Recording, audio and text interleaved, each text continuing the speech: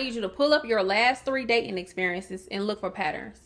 Like, are you always the one making plans? Do you keep falling for potential instead of reality? Are you ignoring red flags because the chemistry is fire? Do you abandon your boundaries when someone's really attractive? Do you tend to rush into things? Or maybe you give way more than what you get? Being intentional isn't just about who you're dating. It's about understanding you and understanding your habits, your emotional triggers, your attachment style.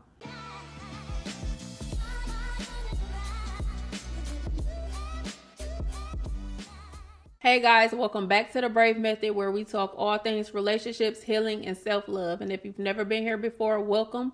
I am your host, Jazz I Am. Okay, let's get real about dating in 2024 for a minute. Anybody else feeling completely overwhelmed by the whole dating scene right now?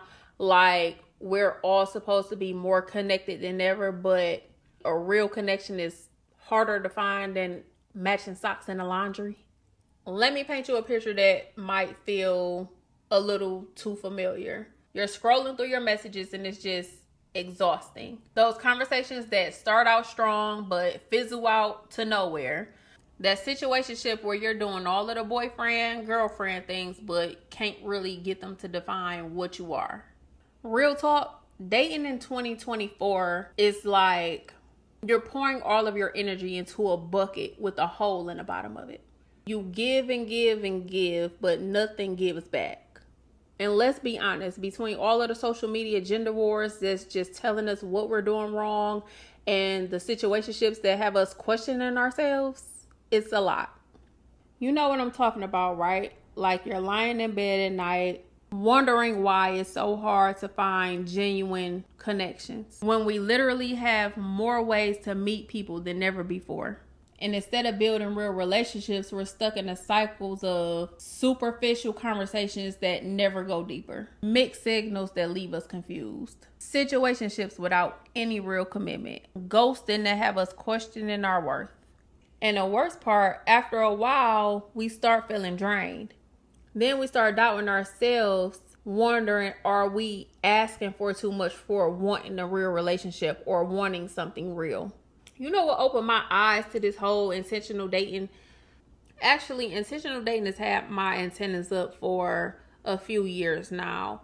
But last year, I watched my friend go through this situation that I know a lot of you probably can relate to. She was dating this guy for about 9 or 10 months. Regular dates, doing all of the boyfriend-girlfriend things. Deep conversations, the whole thing. But whenever she tried to have the talk, he got vague and he just wasn't ready to put a label on things, he said. Meanwhile, she's putting her whole heart into it, planning her whole life around his schedule, and basically doing all of the girlfriend things without any security or commitment. Watching her go through that made me realize how many of us accept these unclear situations because we're afraid to ask for what we really want. Now, granted, you don't have to name it right away. But when it's been almost a year's time, that's a different story. Because, baby, what are we? What are we doing? But you know what, my loves? I am just happy that things just don't have to be that way. They just don't. Not even close. So today we're breaking down intentional dating in a way that makes sense. No fancy guru relationship talk. This is not the Instagram clickbait. Just real practical stuff that works. No more going with the flow just to end up somewhere you don't want to be. We all just want to get closer to a real connection, right? So these aren't just theory. These are real steps that you can implement today, actually, if you're in the dating game right now. Think of it like putting up guardrails for your dating journey. They're not there to restrict you. They're there to keep you falling off a cliff of endless situationships and empty connections. So let's talk about it. How to date intentionally in 2025. Tip number 1, I need you to know your why. Listen, before you even start dating again, I need you to ask yourself, what kind of relationship do I really want? What am I looking for right now?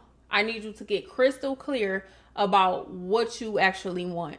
I'm not talking about the surface level, I want someone tall, dark, and handsome list. I mean, really ask yourself, what kind of relationship do I want? What values matter most to me? What are my non-negotiables?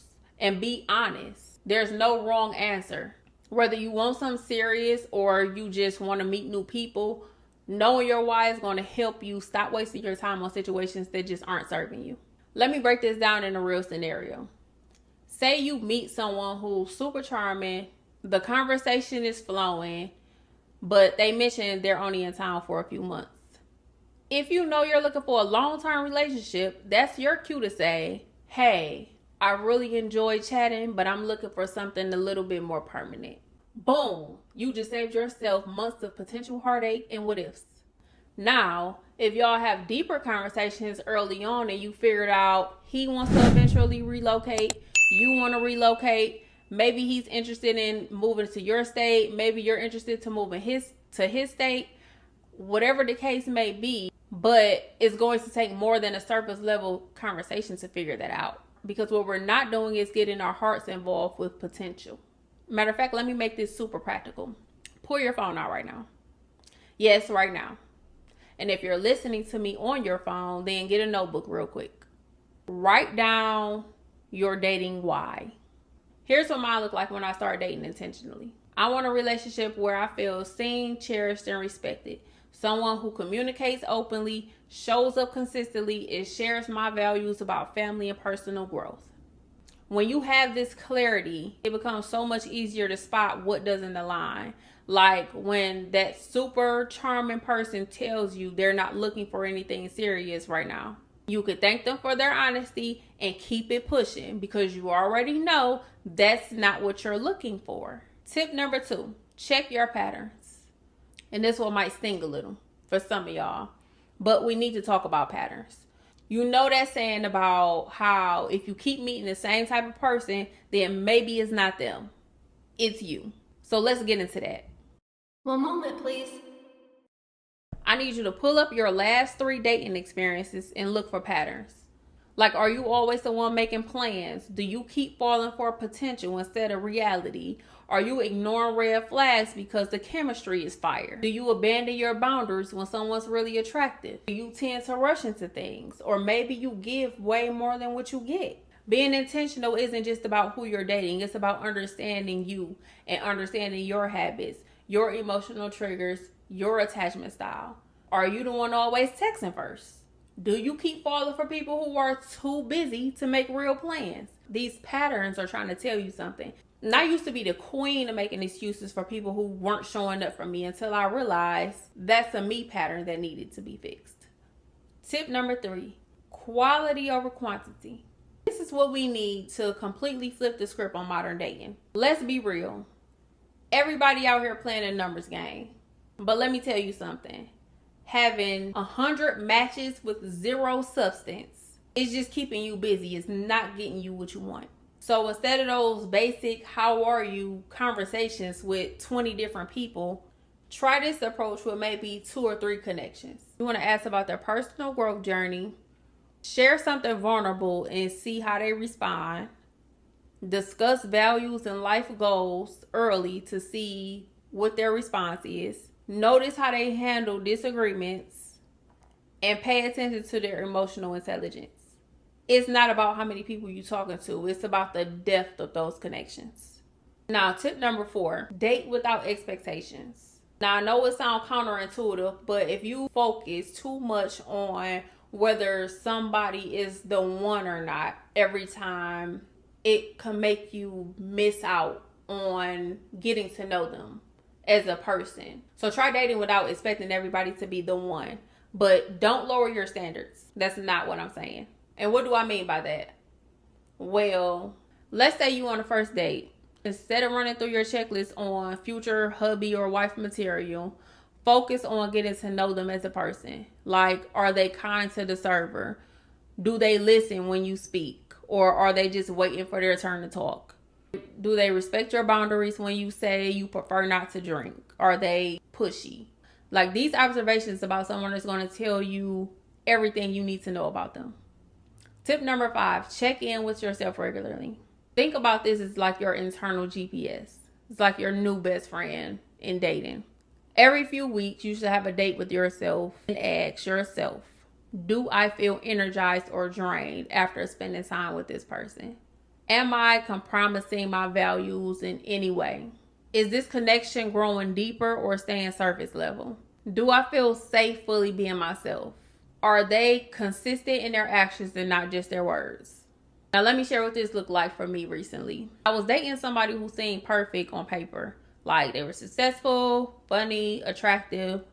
But every time I did my self-check, I noticed I felt anxious about sharing my real thoughts and feelings. I was always editing myself to be the perfect girl. And that was my sign that either something needed to change or I needed to walk away. Now, tip number 6, don't let the fear of missing out drive your dating life. Now, can we talk about how social media make everybody seem like everybody is in this perfect relationship? Meanwhile, you're over here wondering if you're behind in life because you're still single. Like, trust me, rushing into something because of the fear of missing out, don't. Like, it's like buying shoes that don't fit because they're on sale. Like, you're going to end up hurting. Don't do that. Tip number 7 is prioritizing your personal growth. The most attractive thing you can do is work on yourself. Like, join that yoga class that you've been curious about. Start that side business. Travel solo. Like, just do you. When you're living a life that you love, you naturally attract people who appreciate and add to that life. Now, tip number 8, clear communication. Clear communication is sexy. Being upfront about what you want is not desperate. It's literally the most attractive thing you can do. Because this is the truth. The right person, they're not going to be scared because of your clarity. They're going to be relieved that you know what you want. Let's say you've been dating somebody for a few months and you ready for exclusivity. Instead of dropping hints or playing games, try this. Say it to them verbally or send it in a text message, however y'all usually communicate. I really enjoy getting to know you over these past 3 months. I'm looking for an exclusive relationship, and I'd like to know where you see this going. Try that. But if they can't meet you there with that same clarity, that's valuable information. Because remember, unclear communication is usually a clear answer. Tip number 9, your peace is priority. This isn't just a cute saying, let it be your new dating mantra. If something feels off, if you constantly feel anxious, if you find yourself overanalyzing every text, that's not peace. And without peace, you can't build a healthy connection with anybody. See, this is the thing about intentional dating. It's not about having this perfect strategy or having all of these rules. It's really about honoring yourself enough to say, my time, my energy, my heart is valuable. And I'm going to be intentional about who I share it with. And sometimes that means being alone for a while. And that's okay. It's actually more than okay. It's necessary. Because the time that you spend single and peaceful is better than any time you could spend in a relationship not in peace. If this episode helped you, please hit that like button and let me know in the comments. I'd really like to know your thoughts on this. Like, what's your biggest dating challenge right now? And what tip resonated with you the most? Let's keep this conversation going. We're just trying to figure it all out together. Until next time on The Brave Method, love yourself first and everything else will follow.